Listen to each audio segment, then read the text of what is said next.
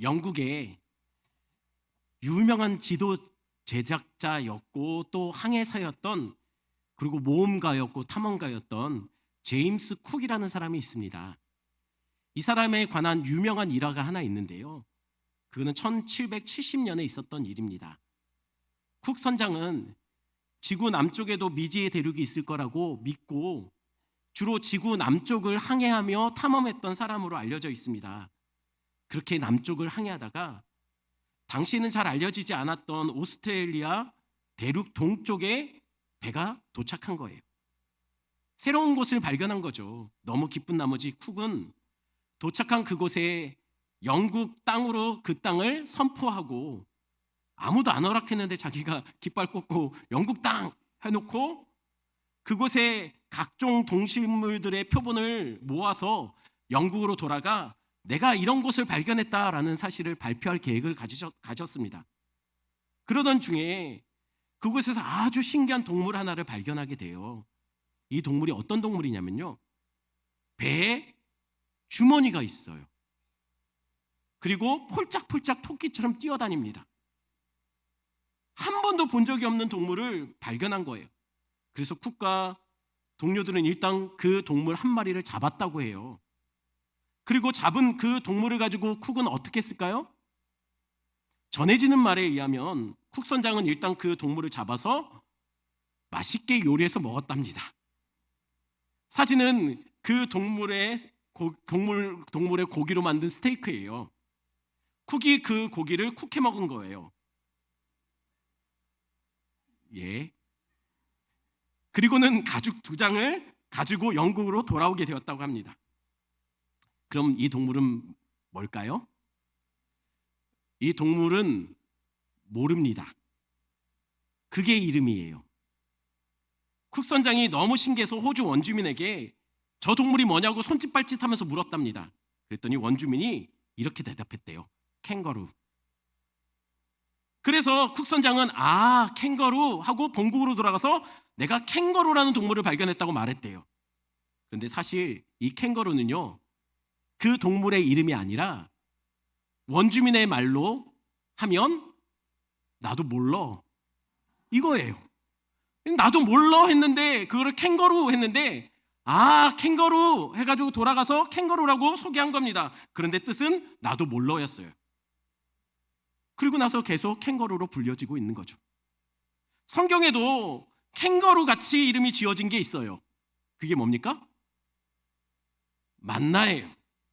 왜 만나가 되었을까요? 이스라엘이 광야에서 양식이 바닥나자 이렇게 하나님을 원망합니다. 하나님, 이게 뭡니까? 아니, 굶겨 죽이려면 그냥 애굽에서 살게 놔두지, 거기서 차라리 죽게 놔두지, 왜 데리고 나와서 여기서 굶어 죽게 만듭니까? 이게 뭡니까? 그때 하나님이 그들의 이게 뭡니까? 라는 것의 대답으로 이렇게 답하셨어요. 12절입니다. 같이 읽습니다. 내가 이스라엘 자손의 원망함을 들었노라. 그들에게 말하여 이르기를 너희가 해질 때에는 고기를 먹고 아침에는 떡으로 배부르리니 내가 여호와 너희의 하나님인 줄 알리라 하라 하시니라. 양식이 없어서 원망하는 이스라엘에게 하나님 어떻게 답하셨다고요? 해질 때는 고기, 아침에는 떡, 이것으로 먹이겠다고 답하신 겁니다. 복습도 할 겸 그러면 저녁 메뉴가 고기로 뭐라고요? 메추라기입니다. 근데 어떤가요? 메추라기 푸짐한가요? 먹을만 할까요? 이거 먹을 거 없어요. 그러니까 왜 메추라기일까요? 지난주에 왜 메추라기를 주셨다고 했죠? 닭을 안 주고 타조를 주지 않고. 왜 메추라기입니까? 이름에 힌트가 있다고 했어요. 메추라기의 원어가 쉘라브입니다. 그런데 이 쉘라브라는 단어의 원형은 샬레브라는 단어에서 나와요. 샬레브가 평안, 화평입니다. 그러니 메추라기라는 이름은 평안이라는 단어에서 나왔다는 거예요. 자, 양식이 떨어지자 이스라엘 백성들이 어떻게 합니까? 불안해요. 그러면서 하나님을 원망합니다. 그 불안에 떨고 있는 이스라엘에게 하나님이 좀 고기다운 고기를 주신 게 아니고 뭘 주셨다고요? 평안이라는 이름에서 나온 이름을 가진 메추라기로 온 사방을, 진영을 다 덮어버렸다고 해요. 불안에 떨던 이스라엘 백성들에게 메추라기로 덮어버린 거예요. 메추라기가 뭐라고요? 어디서 나왔다고요? 평안에서 나왔다는 거예요. 그러니 왜 그러셨을까요? 왜 메추라기일까요? 이스라엘에게 필요한 것은 고기가 아닙니다. 평안입니다. 왜요? 지금 이스라엘 백성들은 고기가 없어서 불안한 게 아니라 고기도 주실 수 있고 홍해도 가르실 수 있고 애굽도 박살낼 수 있는 하나님과 함께 있다는 것을 그들이 잊고 산 거예요. 그래서 우리 주님은 그들에게 고기가 아닌 평안을 선물하고 싶었다는 거예요. 기억하십시오. 우리 주님은 우리를 불안과 절망에 버려두시는 분이 아닙니다. 예수님이 십자가를 지시기 전에 제자들에게 이렇게 말씀하셨어요. 얘들아, 나는 이제 너희를 떠난다. 이제 너희들, 내가 있는 곳에 너희들 올 수 없다. 그 말을 듣고 제자들은 불안해졌어요. 그래서 제자들은 예수님께 이렇게 말합니다. 아니 주님, 저희는 어떡합니까? 저희도 따라가면 안 되겠습니까? 그때 예수님이 이렇게 말씀하세요. 요한복음 14장 27절입니다. 같이 읽습니다. 평안을 너에게 끼치노니 곧 나의 평안을 너에게 주노라. 내가 너희에게 주는 것은 세상이 주는 것과 같이 아니하니라. 너희는 마음에 근심하지도 말고 두려워하지도 말라. 예수님은 불안과 걱정에 사로잡힌 제자들에게 무엇을 약속하고 있습니까? 평안을 약속해요. 근데 그 평안이 어떤 평안이라고요? 세상이 주는 것과는 다른 평안이라고 합니다. 아니 평안이 다 평안이지 세상이 주는 평안이 다르고 하나님이 주시는 평안이 다릅니까? 여러분 집에 쌀이 떨어졌다는 이야기를 들으면 제일 먼저 뭐가 떠오르십니까? 쌀이 떨어졌다는 말에 어떤 의미가 담겨 있나요? 우리 아이들은요, 쌀이 떨어졌다, 집에 쌀이 없다 라고 말하면 아마도 제일 먼저 이 말을 할 거예요. 그럼 오늘 외식할까? 하지만 여러분, 저에게 있어서는 쌀이 떨어졌다는 말은 좀 다른 의미인 것 같아요. 왜냐하면 저희 집에 쌀이 종종 떨어졌었거든요. 그럼 그때마다 굶었던 기억이 있어요. 길게는 2, 3일, 짧게는 한두 끼 정도. 그래서 늘 쌀이 바닥나고 있으면 그때 어머니는 한숨을 많이 쉬었어요. 그리고 늘 불안해했습니다. 그러니 우리 가족의 평안은요, 쌀통에 채워진 쌀만큼 평안했던 것 같아요. 세상이 주는 평화가 그렇다는 거예요. 은행 잔고만큼 우리는 평안할 수 있어요. 직장에서 자리가 안정될 때 우리는 평안할 수 있어요. 사업체의 매출이 잘 나와야 평안하지요. 세상이 주는 평안은 그렇습니다. 우리가 처해진 환경과 우리가 가진 거에 비례해서 우리는 평안을 누리죠. 이게 세상이 주는 평안이라는 거예요. 그러나 우리 주님이 주시는 평안은 좀 달라요. 우리 주님이 주시는 평안은 통장 잔고에 기반하지 않습니다. 쌀통이 찰 때 평안이 채워지는 게 아니에요. 우리 주님이 주시는 평안은요, 우리 주님이 그 백성을 끝까지 책임져 주신다는 이 믿음에서 나오는 게 평안이에요. 홍해도 가르친 주님이 우리와 함께하고 있다는 것을, 비록 광야지만 홍해도 가르친 주님이 나를 책임져 주신다는 그 믿음이 있을 때 평안할 수 있다는 것이에요. 쌀통에서 평안이 나오는 게 아니라 우리 주님 안에 있을 때 평안이 나오는 거라는 거죠. 기억하십시오. 하나님은 그의 백성을 반드시 책임지십니다. 이 믿음이 약해질 때 불안해지는 거예요. 이 믿음이 그의 백성을 평안으로 덮는 거죠. 그래서 하나님은 고기가 아니라 평안이라는 이름의 단어에서 나온 메추라기를 온 진영에, 이스라엘 진영에 다 덮어버린 거예요. 그들의 절망이 다 덮일 정도로요. 그럼 저녁은 평안이라는 메추라기였다면 새벽에는 무엇을 주셨을까요? 새벽에는 이게 머지를 줬습니다. 이게 머지가 뭐죠? 바로 만나예요. 만나의 뜻이 이게 머지입니다. 캥거루가 왜 캥거루라고요? 나도 몰라 해서 캥거루입니다. 만나도 마찬가지예요. 이게 뭔지 몰라서 이게 뭐지 했다가 그게 이름이 돼서 이게 뭐지, 만나가 된 거예요. 그럼 만나는 하나님께서 어떻게 배달해 주셨을까요? 13절입니다. 13절 같이 있습니다. 저녁에는 메추라기가 와서 진에 덮이고 아침에는 이슬이 진 주위에 있더니. 메추라기와 만나는 좀 하나님께서 그 배송하는 방법이 좀 달랐어요. 메추라기는 이스라엘 텐트, 이스라엘 진영을 다 덮었다고 해요. 그러니까 텐트 문을 열고 나가면 바로 앞에 있는 거예요. 문 앞까지 배송하는 메추라기. 예, 요렇게요. 근데 저렇게 해놓으면은 어떻게 나오죠? 집 안에 있는 사람이? 반면 만나는 문 앞까지 온 게 아니라 진영 주변에 아침에 나가보면 쌓여 있었다라고 해요. 아침에 나가면 쌓여 있었으니 새벽같이 계속 내내 만나가 내렸고, 아침에는 집 밖으로 나가면 배송이 되어 있었다는 거예요. 그러니 새벽 배송 같은, 만나는 새벽같이 배송했다는 거죠. 예, 사진. 예. 그러면 만나를 내린 만나, 수북하게 넉넉하게 만나를 배송해 놨으니 어떻게 가져가면 될까요? 배식이 어떻게 이루어질까요? 만나는 각자 알아서 하나님께서 쌓아 놓으셨으니, 넉넉히 주셨으니 뷔페처럼 가서 언제든지 가져와도 되는 걸까요? 아닙니다. 만나는 뷔페가 아니에요. 반드시 배식 시간이 정해져 있었고 정량 배식이 이루어져야 했습니다. 정량 배식이라면 각자 얼마나 가져가야 할까요? 16절입니다. 16절 띄어만 보겠습니다. 자, 정량이 얼마입니까? 아이 어른 구분 없이 한 오멜입니다. 그러면은 오멜이 얼마일까요? 한 오멜이 얼마일까요? 오멜이라는 단어는요, 곡식을 측정할 때 쓰는 단위예요. 곡식을 우리 추수를 하고 나면 한 단 한 단 묶어 놓지 않습니까? 오멜이 그때 한 단 한 단 할 때 그 단위예요. 그러니 한 오멜이라는 것은 뭡니까? 한 단에서 나오는 곡식의 양이에요. 근데 이게 곡식의 종류에 따라서 다 틀리잖아요. 그래서 사실은 오멜이라는 게 정확한 어느 정도의 양인지는 측정하기 힘드나 학자들마다 대략 2.2리터 정도 됐을 것이다라고 추정합니다. 한 사람당 한 오멜, 하루에 먹어야 될 정량이 바로 만나가 2.2리터 정도, 한 오멜이었다라는 거예요. 그럼 배식 시간은 언제일까요? 21절입니다. 21절 같이 읽습니다. 우리가 아침마다 각 사람은 먹을 만큼만 거두었고 햇볕이 뜨겁게 쬐면 그것이 쓰러졌더라. 배식이 언제 이루어진다고요? 아침에만 배식합니다. 아니 그래도 가끔은 늦잠 잘 때가 있잖아요. 늦게 나가면 어떻게 될까요? 좀 빼놨을까요? 여행이나 단기 선교를 가면 종종 조식이 포함된 호텔에 들어갈 때가 있어요. 조식이 있는 호텔에 들어가면 보통 체크인 할 때 언제부터 언제까지 아침입니다 라는 거 알려주지 않습니까? 그런데 피곤해서 늦게 나가면 어떤 일이 벌어질까요?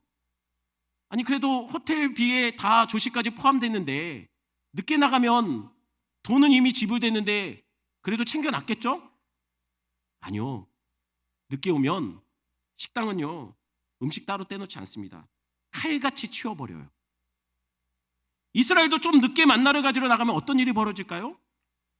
그래도 하나님인데 좀 늦게 오더라도 이스라엘을 위해서 만나를 좀 챙겨놓지 않았을까요?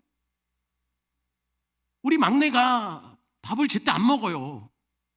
뭐 TV 본다 뭐 한다 하다가 항상 밥 먹을 때 말고 자기는 조금 이따 먹겠다고 해요. 그럼 엄마는 어떻게 될까요? 따로 빼놔요. 하나님은 어떨까요? 아니요. 아침이 지나면 만나를 깔아놓은 상을 다 치워버려요. 기록에 의하면, 성경 기록에 보면 햇빛에 만나가 다 녹아내렸다라고 해요. 싹 다 없어진 거예요. 그럼 혹시 이런 날들을 대비해서 혹시 못 챙길 날을 위해서 미리 왕창 챙겨놓고 저장해 놓는 것은 어떨까요? 그거 됩니까? 안 돼요. 만나는 꼭 그날 먹을 만큼 그날 걷어서 그날 거둔 것은 그날 다 먹어야 했습니다. 하지만 우리 한국 사람들 그렇지 않습니까? 안 되는 게 어딨어. 하면 되지. 네, 실제로 그래서 그렇게 한 사람이 있었어요. 다음날 먹을 것까지 미리 빼놓고 빼놨다가 다음날 먹으려고 했던 사람이 있었다는 거예요. 그러자 어떻게 됐습니까? 다음날 아침이 되니 만나가 어땠을까요? 아주 고약한 냄새, 그리고 벌레가 생겨서 먹을 수가 없게 됐습니다. 만나의 유통기간은 하루네요? 맞습니까? 근데 또 이게 이상해요. 왜냐하면 매일 일용할 양식만 취하라고 하셨지만 예외 규정이 있었거든요. 어떤 예외 규정이었냐면 안식일 전날에는 얼마를 따라고요? 이틀치입니다. 왜요? 안식일 날에는 만나가 안 내릴 거니까. 에이 설마. 꼭 그렇게 말 안 듣는 사람이 있어요. 그래서 안식일 날 또 따라 나간 사람이 있었습니다. 어떻게 됐을까요? 말 안 들으면 굶어야죠. 안 내렸어요, 안식일 날에는. 그러니까 여러분 기억하십시오. 광고 시간에 광고 잘 들어야 돼요. 광고 안 들으면 이렇게 굶어요. 나갔다가 없어가지고. 옆 사람 보면서 이렇게 인사합시다. 광고 잘 들읍시다. 이틀치를 거뒀습니다. 그러면 어떻게 됐을까요? 다음날 만나가 벌레 나고 냄새가 났을까요? 희한하죠? 이때는요 만나가 말짱했어요. 그러니 만나는 유통기간이 하루가 아니라는 얘기예요. 만나의 유통기간은 순종의 기간입니다. 자, 정리하면 만나는 어떻게 거둬야 된다고요? 사람마다 한 오멜씩 계산해서 매일 아침 그날 하루 먹을 양만 취해야 됩니다. 그리고 그날 다 소비해야 됩니다. 다음 날을 위해서 만나를 남겨두면 하나님이 그날 주시는데 걱정돼서 내 힘으로 대책을 세우고 내 방식으로 양식을 준비해 놓으면 그 만나는 어떤 만나가 된다고요? 썩어질 양식이 되는 거예요. 주님이 주시는 것만 생명 양식이고 내 힘으로, 내 노력으로, 내 방법과 내 수단으로 내 삶을 유지하기 위해서 챙겨놓은 것은 썩어질 양식이 됩니다. 단 예외적으로 안식일 전날에는 이틀치가 허용됐어요. 꼭 이대로 해야 됩니다. 안 그러면 굶어요. 그러니 순종해야 된다는 거예요. 그러니 어떤가요? 여러분 어떨까요? 매일같이 이렇게 따오는 거 어떤가요? 무지 번거롭겠죠. 엄청 귀찮지 않을까요? 여러분 아침마다 운동하려고 하잖아요. 그래서 합니까? 엄청 귀찮아요. 엄청 번거롭고요. 매일마다 나가서 이 만나를 따야 된다는 것이요. 엄청 번거롭습니다. 아니 하나님 주실 거면 그냥 주시고 편하게 알아서 자신들의 필요만큼 채워서 그리고 좀 재워놓고 먹을 수 있게 그렇게 하시면 얼마나 좋습니까?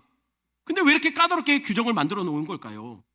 이왕 나갈 때 일주일치 한꺼번에 거들어가면 얼마나 좋습니까? 하나님도 일주일에 한 번만 주면 되잖아요.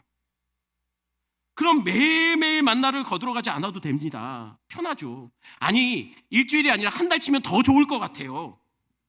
그렇게 한 번에 쟁여놓고 필요할 때마다 꺼내 먹으면 편하고 좋지 않습니까? 그러니 왜 그러셨을까요? 왜 하나님은 매일매일 거두라고 했을까요? 번거롭게. 이전에도 말씀드렸던 것처럼 부산에서 저희 가정이 살던 아파트는요 우리 집이 아니라 새들어 살던 남의 집이었습니다. 등기상으로 우리 집이 아니에요. 그런데도 참 뻔뻔했던 것 같아요. 뭐가 뻔뻔했냐면 사람들이 저에게 어디 사세요? 물으면 저도 우리 아내도 우리 아이들도 똑같이 이렇게 말합니다. 우리 집은요 저기 경동 아파트 몇 동 몇 호예요. 우리 집 아니거든요. 근데 뻔뻔하게 우리 집이래요. 우린 늘 남의 집에서만 살았거든요. 우리 집이었던 적이 한 번도 없어요. 근데 우리는 늘 말할 때 우리 집이라고 말해요. 그런데 우리 집이라고 말하는 그 집이 우리 집이 아니라는 것을 매번 2년마다 깨닫게 돼요. 왜냐하면 2년마다 한 통의 전화가 오거든요. 그 전화를 받으면 늘 이렇게 시작합니다. 선생님, 집주인입니다. 이번에 집 어떻게 하실 거예요? 나가실 거예요? 아니면 그냥 사실 거예요? 그때 새삼스럽게 깨닫죠. 맞다. 우리 집 아니었지. 왜 하나님이 이스라엘을 매일 그날 먹을 만큼만 만나를 취하라고 했을까요? 귀찮고롬. 엄청 번거롭잖아요. 그럼 이렇게 묻겠습니다.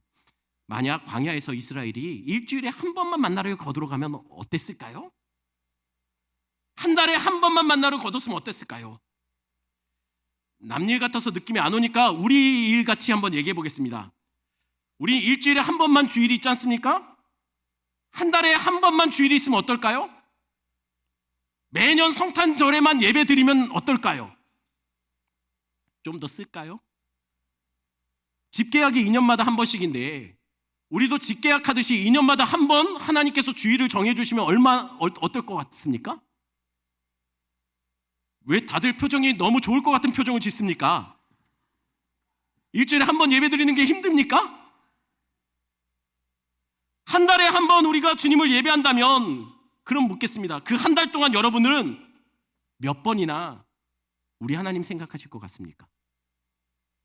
한 달에 한 번을 우리가 주일로 삼고 예배를 드린다면 그 한 달 동안 여러분은 몇 번이나 성경책을 펼치겠습니까? 그 한 달 동안 우리는 얼마나 많이 우리의 죄를 고백하고 하나님과의 많은 교제하는 시간을 가질까요? 한 달에 한 번 예배 드린다면 말입니다. 단 하루도 하나님의 은혜 없이는 살 수 없는 우리가 그 한 달에 한 번을 예배를 드린다면 그 은혜를 얼마나 떠올리며 그 한 달을 살아가겠느냐라는 거예요. 아마 한 달 동안 단 한 번도 우리는 하나님을 생각하지 않고도 보내는 사람들이 있을 겁니다. 우리는 얼마든지 그럴 수 있는 사람들이에요. 단 한순간도 하나님의 은혜 없이 못 살면서 마치 우리는 하나님 없이도 살 것처럼 한 달 동안 전혀 하나님 생각하지 않다가 한 달에 한 번 교회 나오며 그때서야 하나님을 생각하고 떠올리지 않겠느냐라는 겁니다. 그러니 다시 묻습니다. 하나님은 왜 매일 만나를 거두라고 했을까요? 하나님이 원하시는 것은 하나님이 우리에게 주시길 원하셨던 건 빵이 아니기 때문이에요. 하나님이 이스라엘에게 원하셨던 것은 매일매일 그분의 은혜로 살아가는, 그래서 우리의 입에서 그 고백이 터지길 바라는 것이죠. 아, 오늘도 주님 은혜로 삽니다. 하나님이 바라시는 것은 어제의 은혜로 우리가 사는 게 아니에요. 과거에 받았던 은혜 쟁여놓고 필요할 때마다 그거 추억하며 사는 것을 바라는 게 아닙니다. 하나님이 우리에게 원하시는 것은 매일매일 그분이 주시는 은혜를 받아먹고 그것으로 하루하루를 살아가라는 것을 우리에게 명령하고 있는 거예요. 이미 여러 번 말씀드린 것처럼 매일 이스라엘은 아침마다 쌀포대로 44만 포대, 5톤 트럭으로 2,000대 분량이 넘는 만나, 이게 안식일 전날에 딴 것만 그렇습니다. 실제로 내린 건 그 외 수십 배, 수백 배가 될 수도 있어요. 이게 40년 동안 안식일을 제외하고는요 하루도 빠짐없이 이 만나가 내렸어요. 어마어마하게 만나가 그냥 매일 아침마다 쏟아져 부어져서 내려 있었다는 거예요. 여러분, 이게 말이 되나요? 광야에서 이 어마어마한 양의 만나가 매일 아침마다 배송되어 있다는 게 말이 되나요? 이게 말이 안 돼요. 이게 정상이 아니에요. 이상한 거예요. 마찬가지죠. 하늘의 하나님이, 천지 만물을 창조하신 우주보다 더 큰 하나님이 티끌만도 안 되는 우리, 그것도 매일 그분을 부인하며 매일 범죄하며 반복되어지는 죄의 습관으로 살아가는 우리를 주목하고 우리와 동행하길 원하시고 우리를 입히시고 먹이시고 우리를 함께 하신다는 거예요. 이게 정상입니까? 아니에요. 이거는 이상한 거예요. 말이 안 되는 거예요. 우리가 그런 은혜를 받고 산다는 거예요. 그러니 이 매일 이 만나를 거두러 나갈 때 이스라엘 백성들은 늘 마음속에 그런 생각이 들었을 겁니다. 내일 만나가 안 내리면 어떡하지? 오늘은 만나가 이렇게 있는데 내일 만나가 안 내리면 어떡하지? 우리 애들 굶을 텐데. 아니, 앞으로 쭉 만나가 없으면 어떡하지? 우리 죽을 텐데. 그래서 이스라엘은 좀 더 챙겨놓고 가지고 있고 싶고 보관하고 싶었던 거예요. 그런데 내일 되면 어김없이 그거는 썩고 상해서 먹을 수가 없게 되었다는 거죠. 늘 불안했어요. 내일 안 내리면 어떡할까? 하지만 어김없이 만나는 늘 그 자리에 수북히 쌓여 있었어요. 매일 아침마다 그들은 눈으로 확인했습니다. 무엇을요? 아침에 일어나서 눈을 비비고 진 밖을 나가보면 어김없이 말도 안 되는 엄청난 양의 만나가 수북히 쌓여있는 것을 보면서 그들은 이렇게 외쳤을 겁니다. 우와, 하나님, 오늘도 우리를 잊지 않으셨군요. 오늘도 우리는 당신 은혜로 살게 되었습니다. 돌이켜보면 우리도 내일 만나가 안 내릴 것 같은 그런 기가 막힌 상황 속에 그 광야의 시간들을 우리도 통과할 때가 있었지 않습니까? 내일 눈 떠지는 것이 두려운 날들. 누군가는 그것이 경제적인 문제였을 거예요. 누군가는 가정의 문제였을 거예요. 누군가는 직장의 문제였고 관계 속의 문제였을 겁니다. 그래서 내일 만나가 안 내릴 것 같은 날들, 기가 막힌 날들, 그래서 잠을 자지 못하고 이리 뒤척이고 저리 뒤척였던 그런 날들이 있었지 않습니까? 그런데 지나고 보니까 어떤가요? 지금 다들 여기 있잖아요. 지금까지 살아왔잖아요. 그리고 돌이켜보건대 하나님은 어김없이 우리의 삶에 늘 만나를 보내주셨어요. 기억하십시오. 하나님은 오늘도 우리를 잊지 않으십니다. 그리고 하나님은 내일도 잊지 않으실 거예요. 비록 내일 만나가 내릴 수 없을 것 같은 기가 막힌 상황 속에 지금 살아가고 있다 할지라도 내일의 만나는요, 내일 내릴 겁니다. 내일은 내일의 만나가 있습니다. 반드시 하나님은 우리에게 내일의 만나를 주실 거예요. 그때 우리가 해야 될 고백이 이거예요. 하나님, 오늘도 우리는 당신 은혜로 삽니다. 매일매일 이 고백이 쌓이기를 원하시는 거예요. 하나님은 광야에서 약속의 땅에 들어가기 전에 하나님은 이 고백을 이스라엘 백성들에게 만들어가고 있는 거예요. 우리가 천국 가기 전에 우리 입에서 터져나와야 될 고백이 이겁니다. 주님, 우리는 주님 은혜로 삽니다. 우리가 뭐라고 우리 같은 사람을 잊지 않고 기억하십니까? 우리는 오늘도 당신 은혜로 삽니다. 우리 찬양 같이 합니다.